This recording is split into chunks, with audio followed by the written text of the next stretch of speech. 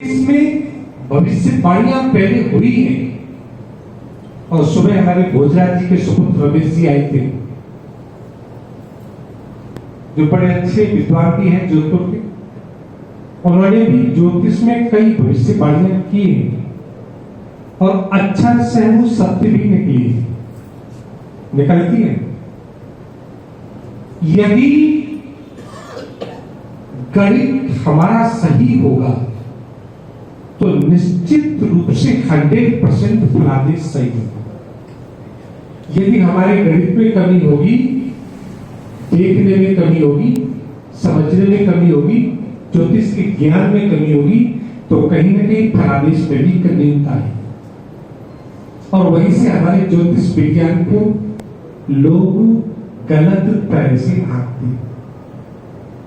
कई तरह की भ्रांतियां भी होती है, लेकिन एक बात मेरे को बड़ी अच्छी लगी, जो भी हमारे दिल्ली से पधारे, कंप्यूटर क्या है और ज्योतिष क्या है, कंप्यूटर ज्योतिष का संबंध क्या है, ये मैं भी बिल्कुल उसी बात को मानता हूं। कंप्यूटर से गणित तो सटीक हो सकता है, चाहे वो एनसीलरी के माध्यम से हो, पारसर कुंडली के माध्यम से हो या और किसी माध्यम से हो, सब तो शेयर है मेरे पास है और सभी का अलग अलग है। पारसर जी का अलग है, दूसरों का अलग है। एक ही कुंडली निकालते हैं सब में, तो सबका अलग अलग गणित निकलता है, अक्षांश अलग अलग निकलते हैं, महादशाएं अलग अलग निकलती हैं। तो गणित तो कहीं तक ठीक है, फलादेश ठीक नहीं हम मानते, मैं भी नहीं मानती, क्योंकि फलादेश टाइप किया हुआ नहीं होता है। आप चाहे भारतीय ज्योतिष पढ़िए, मानसागरी पढ़िए या जातक अलंकार पढ़िए, जातक ये जो निकली है उन सबको पढ़िए, इनके फलादेश पढ़ करके हम यदि सही दशा जन्म कुंडली में नहीं आकलन करेंगे तो कभी भी हमारा फलादेश केवल किताब के अक्षर के अनुसार सत्य नहीं हो सकता।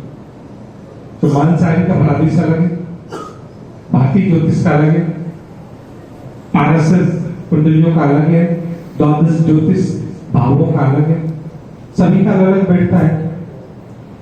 इसी तरह से यदि सही हमें फलादेश देखना है तो निश्चित रूप से हमको सभी गणितों को देखना पड़ेगा। बिना गणित के एनसीलरी का गणित सटीक है, मैंने भी उससे बहुत काम किया है, तो गणित में तो एनसीलरी का जवाब नहीं है और बहुत बढ़िया सटीक है उनका, लेकिन फलादेश उनका नहीं है। फलादेश में उतनी सटीकता नहीं है, क्योंकि गणित उनका बहुत अच्छा है। इसलिए ज्योतिष अपने आप में 100% साइंस है, और जो लोग नहीं मानते ना, उनसे हमारा कुछ लेना देना भी नहीं है, लेकिन उनको इस तरह से समझा। आज के वैज्ञानिक जाकर के बता रहे मंगल ग्रह पर मिट्टी का रंग लाल है, आज बता रहे ना वैज्ञानिक, लेकिन हमारे साइंस में, ज्योतिष में करोड़ों वर्षों से लिखा है कि मिट्टी का रंग लाल है, मंगल ग्रह का रंग लाल है, शनि का रंग काला है, बृहस्पति का रंग पीला है। ये तो अब बता रहे हैं। हमारे यहाँ गांव में थोड़ा सा ज्ञान प्राप्त करने वाला ज्योतिषी वहां बैठ के ग्रहों की चाल को बता देता है, और अमेरिका में खरबों रुपए खर्च करने के बाद नासा का वैज्ञानिक बता पाता है कि मंगल ग्रह की चाल इतने अंश पर है। तो उनका विज्ञान आगे है, हमारा विज्ञान आगे है। हमारा विज्ञान उनसे करोड़ों गुना आगे है, करोड़ों गुना आगे है। लेकिन बीच में दुर्भाग्य ऐसा आया कि हम मुगल काल में, अंग्रेजों के काल में गुलाम होते चले गए, हमारी मानसिकता को गुलाम बना दिया गया और हमको सिखाया गया तुम तो गुलाम हो, तुम्हारे पास बुद्धि नहीं है, तुम्हारे पास ज्ञान नहीं है, तुम्हारे पास कुछ भी नहीं, केवल मजदूरी के अलावा और कुछ नहीं कर सकते। हमारी वो मानसिकता को बदल दिया गया, तुम तो कुछ नहीं कर सकते, केवल लेबारबाद और डालबाद के सिद्धांत को लेकर के हमको पढ़ा दिया गया कि हम तो ऋषि मुनियों के नहीं, बंदरों की संतान। हमारे दिमाग में वो कचरा भरा गया कि तुम वेद शास्त्रों में नहीं, तुम तो रोड पर बैठे हुए आयुर्वेद के जो मिट्टी में दवाइयां बनाते हैं उनके ज्ञान से आगे बढ़े। इनको पता नहीं कि ज्योतिष का विज्ञान कितना आगे है, वेदों का विज्ञान कितना आगे है। क्योंकि दर्शन में आता है लक्षण प्रमाणाभ्याम वस्तु सिद्धि नतु प्रतिज्ञा मात्रेण। लक्षण और प्रमाण के बिना कोई भी वस्तु की सिद्धि नहीं हो सकती। तस्मात् शास्त्रम प्रमाणम कार्य कार्य व्यवस्थित। कोई भी बात हमारे तर्क और प्रमाण से मानी जाती है। बिना तर्क और प्रमाण के हम किसी भी वस्तु को मानते नहीं। एक उदाहरण हमारे दर्शनों में दिया करते हैं कि दादाजी और पोताजी जा रहे थे रास्ते से, जाते जाते अचानक दादाजी ने पोते से कहा कि बेटे, बोले सामने पीपल का पेड़ है ना, यहाँ पर भूत रहता है। पोते ने दादाजी से पूछा, दादाजी आपने देखा है? दादाजी बोले नहीं, मैंने नहीं देखा है, मेरे पिताजी कहते थे। फिर पोते ने प्रश्न किया, क्या आपके पिताजी ने देखा था? फिर दादाजी बोले नहीं, उन्होंने भी नहीं देखा, उनके भी पिताजी कहते थे। शास्त्र में, वेद में, ज्योतिष में कही और सुनी बात नहीं चलती। यहाँ तो ज्योतिष तो मनमाना ग्रंथ है। ज्योतिष में जो मन में आता है, जो पैसा ज्यादा दे देगा उसका अच्छा फला दे, तुम्हारा सब ठीक है, ये बढ़िया होगा, और दक्षिणा नहीं दी तो। ये भ्रांतियों को हमें दूर करना है, ये भ्रांतियां हमको खत्म करनी है। ये गणित प्रामाणिक है और आज के युग में तो सबसे ज्यादा नासा के वैज्ञानिक ही प्रमाणित कर रहे हैं कि मंगल ग्रह की चाल इतने वर्षों के बाद इतनी होगी। और हमारा गांव का अनपढ़ ज्योतिषी बता रहा है कि मंगल ग्रह की चाल उस समय तो 500 साल पहले बता रहे हैं, वो वहां गांव बैठ के बता रहा है। तो तुम्हारा नासा का वैज्ञानिक अच्छा है, हमारा गांव का ज्योतिष अच्छा है? कौन अच्छा है? हमारा गांव का ज्योतिष अच्छा है, क्योंकि वो ज्योतिषी बता रहा है। गणित तो कहां से चला है? वो ऋषि मुनियों से, पारस ऋषि, रावण संहिता, रावण का ज्योतिष कितने कालों से चला। इसीलिए नक्षत्र की गति, ग्रहों की गति हमारा गांव का ज्योतिषी बता रहा है। वही नासा के वैज्ञानिक 1 सेकंड का अंतर करके दिखा दे तो हम उनको मानते हैं। 1 सेकंड का अंतर करके बता दे, जो गांव का ज्योतिषी बता रहा है 1 सेकंड का भी अंतर नहीं होता है, तो उनका विज्ञान आगे है या हमारा ज्योतिष आगे है? यदि ये कहते हैं नासा के वैज्ञानिक कि भारत में तो अनपढ़ लोग थे, तो यदि उन्हीं अनपढ़ लोगों ने उस ज्योतिष को बनाया, तो आज के तुम्हारी पढ़ाई से हमारी वो अनपढ़ता अच्छी थी, जिसको आज तक तुम 1 सेकंड का अंतर नहीं कर पाए। आज तक नहीं कर पाए। हम हालांकि साइंस के स्टूडेंट हैं, लेकिन हम अध्यात्म जगत में आने के बाद, जब हम लोग इंजीनियरिंग करके आए, पहले की पढ़ाई हमारी अलग, और साइंस के स्टूडेंट आप जानते हैं अध्यात्म को मानते नहीं है। हम लोग पहले की पढ़ाई हो रही है, हमको पढ़ाएंगे, हम तो बंदरों की संतान है, लेमार्कवाद, डार्कवाद सिद्धांत हम लोग बायोलॉजी में पढ़े, लेकिन अब पता चला हम लोग तो ऋषि मुनियों की संतान। मैं तो तर्क के साथ रखता हूं, यदि डार्विनवाद सिद्धांत कहता है कि हम लोग बंदरों की संतान है, तो मैं कहता हूं पाश्चात्य संस्कृति की जो हिस्ट्री है, इतिहास है, वो 5000 वर्ष पुराना है। इससे पुराना इतिहास कोई प्रामाणिकता में नहीं है। तो यदि 5000 वर्ष में तुम्हारे पास कोई एक व्यक्ति ऐसा हो जो बंदर से खड़े होकर मनुष्य बन गया हो, एक उदाहरण हमको दे दीजिए। पहले यदि लाखों करोड़ों बंदर खड़े होकर मनुष्य बने हैं, तो 5000 वर्ष में एक तो कोई बना होगा ना? एक भी नहीं बना होगा, एक तो बना होगा ना? जो बना है वो हमको उदाहरण दीजिए। आज तक एक उदाहरण नहीं है, तो हम कैसे माने कि हजारों लाखों करोड़ों बंदर खड़े होकर मनुष्य बन गए? इसलिए हम लोग ऋषि मुनियों की संतान है, और ज्योतिष प्रामाणिक ग्रंथ है, अकाट्य प्रामाणिक है, प्रमाणों पर खरा उतरता है, विज्ञान पर खरा उतरता है, गणित पर खरा उतरता है। ज्योतिष के जैसा गणित अभी अमेरिका के पास नहीं है। जितना हम विपल और नीचे जाते हैं, उतना अभी आज का साइंस उतना नीचे नहीं जा पा रहा, सेकंड का ऊपर अंश नहीं कर पा रहे जो हमारा ज्योतिष लिख दिया है। इसलिए हमें ज्योतिष की प्रामाणिकता को और प्रमाणित करना होगा।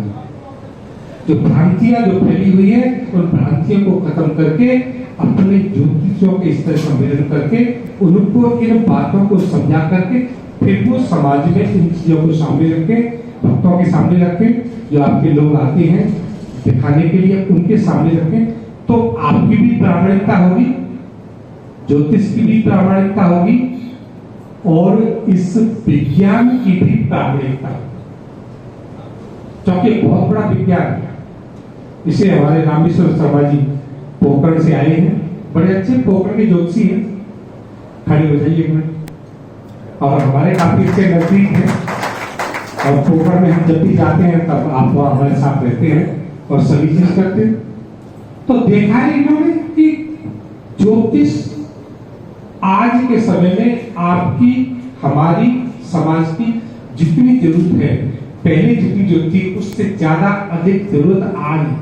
और एक बात मेरी आपने कहा भी करता हूं कि जैसे जैसे हमारी साइंस बढ़ेगी, टेक्नोलॉजी बढ़ेगी, ज्योतिष की प्रामाणिकता उतनी खरी उतरती जाएगी। याद रखना इस बात से, विज्ञान बढ़ेगा, टेक्नोलॉजी बढ़ेगी, हमारी प्रामाणिकता, हमारी तो मतलब मेरी नहीं, ज्योतिष की प्रामाणिकता उतनी ही खरी उतरेगी।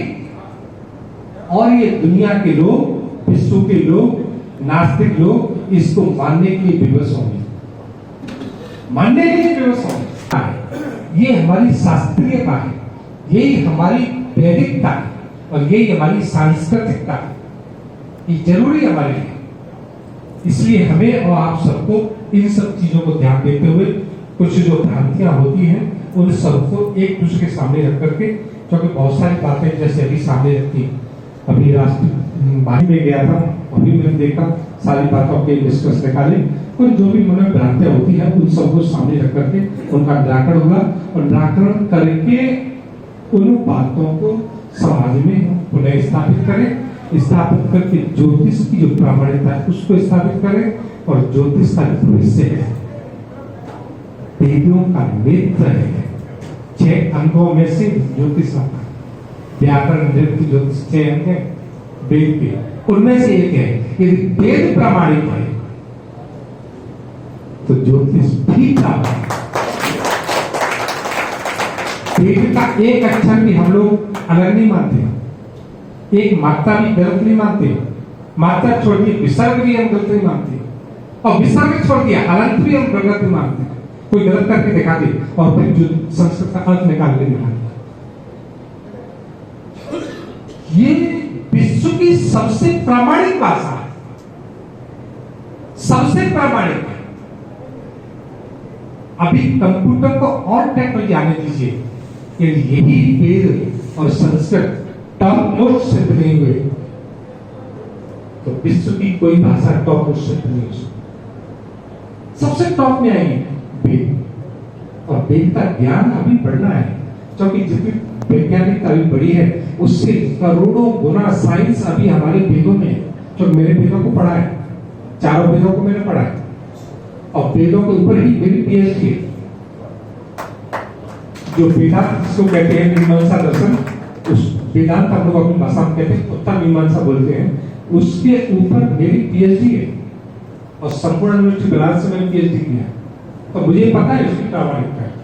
इसलिए हमें वेदों पर भी ध्यान देना होगा, संस्कृति पर भी ध्यान देना होगा। और आज नई पीढ़ी हमारी जा रही है थोड़ी नास्तिकता की ओर, हमें इसको लौटाना पड़ेगा, क्योंकि चक्र चलता है तो एक चक्र में एक बार अपने स्थान पर आता है। आज भले ही नई पीढ़ी थोड़ी दूसरी दिशा में प्रवृत्त हो गई है, लेकिन लौट के आज नहीं तो कल, क्योंकि हमारी सबसे बड़ी कमजोरी, हमारा सबसे बड़ा दुर्भाग्य ये है कि हम पाश्चात्य संस्कृति का अंधा अनुकरण करके अपने को श्रेष्ठ मानते हैं। पाश्चात्य संस्कृति का अंधा अनुकरण करके अपने को श्रेष्ठ मान रहे हैं। तो पाश्चात्य संस्कृति को अपनाया और आज नई पीढ़ी गलत मार्ग पर गई है और कल वही पाश्चात्य संस्कृति अपने मार्ग को बदल रही है, उसको देकर के पुनः बदलेंगे, उसके बाद हम फिर अपने मार्ग और वैदिक मार्ग पर आएंगे। और आप सबकी आशा और विश्वास के साथ कहते हुए कि आप सब लोग इसको समाज के सामने रखें, लोगों के सामने रखें, प्रामाणिकता से रखें, इन्हीं शब्दों के साथ वाणी को विदा। ओम शांति शांति।